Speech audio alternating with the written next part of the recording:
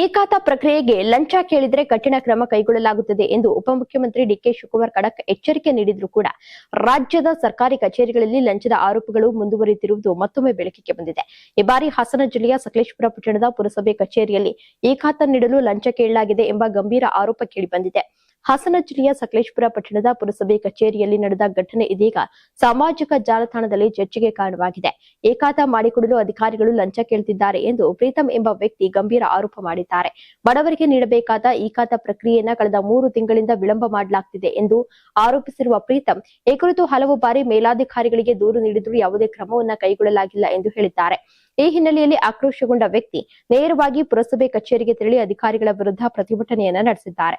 ಈ ವೇಳೆ ಕಚೇರಿಯ ಒಳಗೆ ವ್ಯಕ್ತಿ ಚಪ್ಪಲಿ ಕೈಯಲ್ಲಿ ಹಿಡಿದು ಗಲಾಟೆ ಮಾಡಿರುವಂತಹ ದೃಶ್ಯಗಳು ಸಿಸಿಟಿವಿಯಲ್ಲಿ ಸೆರೆಯಾಗಿದೆ. ಅಧಿಕಾರಿಗಳ ವಿರುದ್ಧ ಆಕ್ರೋಶವನ್ನು ವ್ಯಕ್ತಪಡಿಸುತ್ತಾ ಚಪ್ಪಲಿ ಹಿಡಿದು ಪ್ರತಿಭಟನೆ ನಡೆಸಿರುವುದು ಘಟನೆಗೆ ತೀವ್ರತೆಯನ್ನ ಹೆಚ್ಚಿಸಿದೆ.